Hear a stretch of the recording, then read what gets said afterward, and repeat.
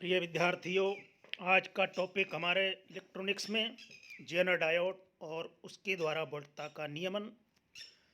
आज हम इसका अध्ययन करेंगे। जेनर डायोड डायोड के बारे में आप पूरी तरह अध्ययन कर चुके हैं, पीएन संधि diode.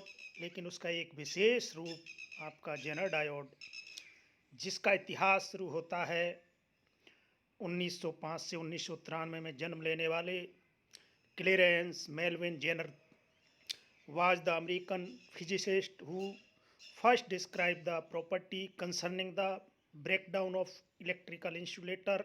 These findings were later exploited by Bell Lab in the development of the Zener diode. तो ये जो वैज्ञानिक थे जेनर, इन्होंने अमेरिकी वैज्ञानिक फिजिसिस्ट जिन्होंने इस प्रॉपर्टी को break down of electrical insulator, जो ब्रेक डाउन होता है इलेक्ट्रिकल इंसुलेटर में, उसी प्रॉपर्टी का उपयोग बेल लैब में किया गया और इसके आधार पर एक जेनर डायोड का निर्माण हुआ। तो उसके सम्मान में उनका जेनर डायोड नाम रखा गया। Zener diode is a type of diode that permit current not only in the forward direction like a normal diode, but also in the reverse direction if the voltage is larger than the breakdown voltage, known as Zener knee voltage और Zener voltage. अर्थात Zener diode एक diode का ही विशेष रूप है जो current को केवल फॉरवर्ड वाई डायरेक्शन में ही प्रभावित नहीं करता जैसे कि साधारण डायोड में होता है, but also in the reverse direction, यानी रिवर्स डायरेक्शन में भी ये आपको करंट देता है वोल्टेज, जबकि वो जो रिवर्स वोल्टेज है वो आपकी जेनर वोल्टेज से ज़्यादा होनी चाहिए। इस बात को हम यहाँ अपीयरेंस हम देख रहे हैं कि जो जेनर डायोड है इस तरह का, इसका एक सिंबल है और ये सिंबल है इसका, और इसमें ये सिस्टमेटिक सिंबल हम इसको P और N और Z का सा ये सिंबल इसमें हम दिखा देते हैं। तो जेनर डायोड को इस तरह सिंबल में दिखा देते हैं और इसकी जो रेड से डायरेक्शन दिखा रखी है, ये अपोजिट डायरेक्शन दिखा रखी है, backward current flow to what normally pass the Zener breakdown voltage, जो कि एक ब्रेकडाउन वोल्टेज की वजह से जनरेट होती है। यहाँ पर इस तरह जेनर डायोड का ये रियल में जो पिक्चर है वो ये दिखती है। और इसके बाद हम जेनर डायोड के बारे में और दो शब्दों में ये भी कह सकते हैं कि जेनर डायोड एक प्रकार का डायोड जो कि साधारण डायोड की तरह बिजली को आगे की दिशा में बहने की ही नहीं, बल्कि यदि वोल्टेज ब्रेकडाउन वोल्टेज से या जेनर वोल्टेज या नी वोल्टेज से ज़्यादा है तो उल्टी दिशा में भी बहने की अनुमति देता है। इस उपकरण को क्लारेंस जेनर के नाम पर नामित किया गया और इस विद्युत गुण की उन्होंने ब्रेकडाउन वोल्टेज की खोज की। इसी आधार पर ये हम बात कर रहे हैं। जेनर डायोड, देखो ये मेरे शब्दों में थोड़ा सा और इसको लिखा गया है। जब डायोड के P में n भागों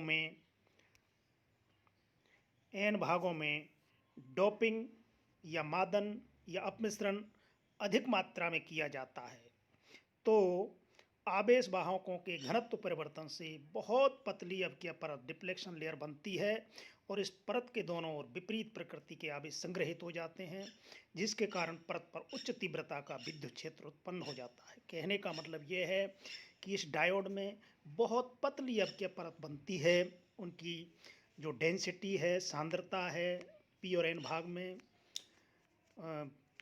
जो डोपिंग की हुई है उससे आवेश वाहकों की जो सांद्रता है उसके कारण एक पतली डोपिंग बनती है और एक कैपेसिटर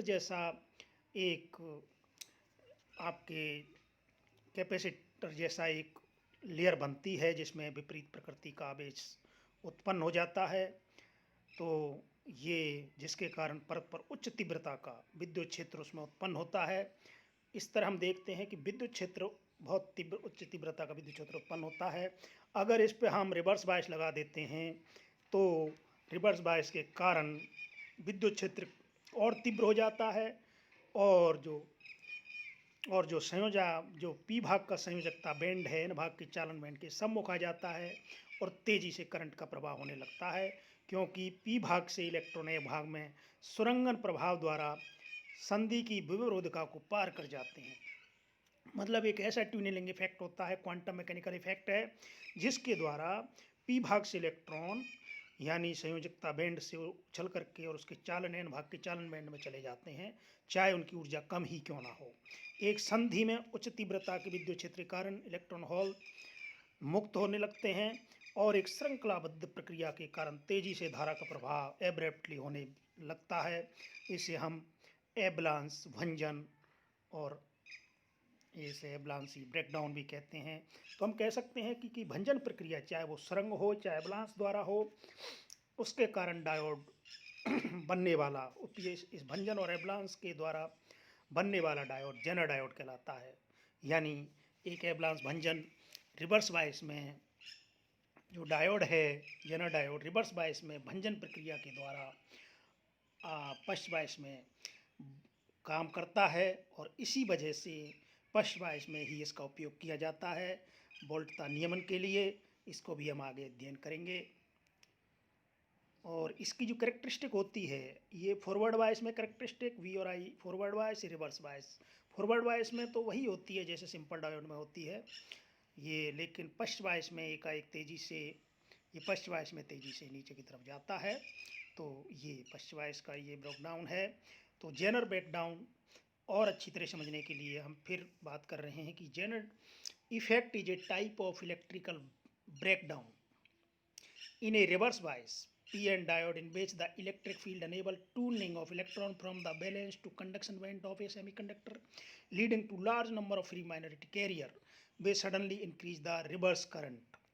तो ये इस चित्र में हम आसानी से देख रहे हैं कि ये जो डिप्लेक्शन लेयर है बहुत पतली लेयर है और यहाँ पर इलेक्ट्रॉन जो है कि ये पश्च बायस में जोड़ दिया इनको प्लस से और पी को माइनस से। तो इसमें जो electron pulled out there covalent bond because of high intensity electric field, एक हाई इंटेंसिटी इलेक्ट्रिक फील्ड के कारण ये जो इलेक्ट्रॉन जो हैं इसके ये जो इलेक्ट्रॉन है डिप्लेक्शन लेयर में ये खींच लिए जाते हैं उच्च तीव्रता के कारण। यहाँ पर तीव्रता की जो दिशा है ये प्लस से माइनस की तरफ होती है, लेकिन इलेक्ट्रॉन प्लस की तरफ जा रहे हैं तेज़ी से और इसमें जेनर ब्रेकडाउन इसमें हो जाता है और उसी के आधार पर हम इसकी व्याख्या करते हैं। इसमें ब्रेकडाउन कैरेक्टरिस्टिक को हमें विशेष रूप से समझने का होता है, जिसमें ये जो फिगर दिखा रहा है कि जेनर डायोड में जैसे जैसे रिवर्स बायस हम बढ़ाते जाते हैं रिवर्स करंट तेज़ी से बढ़ने लगती है और ये देखो ये तेज़ी से एकदम इन्फिनिटी की ओर अग्रसर हो रही है। तो ये आल्सो कॉल्ड जेनर। और इसमें से अगर इसका हम इम्पीडेंस भी देखें तो ये इम्पीडेंस देख सकते हैं स्लोप लगा करके, इस तरह का ये तेज़ी से ब्रेकडाउन होता है। इसको हम एग्जाम्पल से भी क्लियर समझ सकते हैं। और तो ये एबलांसी ब्रेकडाउन मैकेनिज्म जो कि मैंने पहले बताया था कि इसमें इस तरह का मैकेनिज्म होता है। और collision electron create electric hole pair. अब इसमें देखो ये हमें इसकी बेसिक बात हम बता चुके। यहाँ पर हम एक समरी के रूप में और देखना चाहेंगे कि जेनर ब्रेकडाउन और एबलांस ब्रेकडाउन दो तरह के ब्रेकडाउन इसमें हम देखते हैं, वो उसको समझना जरूरी है। तो Zener breakdown this occur eight junction which being heavily doped have narrow deflection layer. कि जेनर ब्रेकडाउन कब होता है, जब जंक्शन आपका पतला हो और हैवी डोप्ड यानी उसमें जो डोपिंग है उसमें डोपिंग है सम्मिश्रण है वो ज़्यादा है, उस स्थिति में ये जेनर ब्रेकडाउन होता है। जबकि एबलांसी ब्रेकडाउन आपका जो जंक्शन पतला नहीं मोटा हैवी है वाइड डिप्लेक्शन लेयर चौड़ा डिप्लेक्शन लेयर होता है, आपकी परत चौड़ी होती है और उसमें सांद्रता भी ज़्यादा नहीं होती, उसमें भी ये होता है avalanche breakdown. This breakdown voltage set very. अब ये जेनर देखो Zener this breakdown voltage set a very strong electric field across this narrow layer. तो जो इसमें नैरो लेयर में उच्च तीव्रता का विद्युत क्षेत्र बनता है, जबकि इसमें एबलांसी ब्रेकडाउन में ऐसा नहीं है। Here electric field is a very strong to rupture the covalent bond thereby generating electric hole pair, so even a small increase in reverse voltage is capable of producing large amount of current carriers। तो कहने का मतलब कि जो electric field उसमें generate हुआ है आपके परत में बहुत हाई रेंज का होता है, उसके वजह से कोवलेंट बॉन्ड टूट जाते हैं आपके परत में और उसके कारण होल पेयर का एक लार्ज स्केल पर जनरेशन होता है।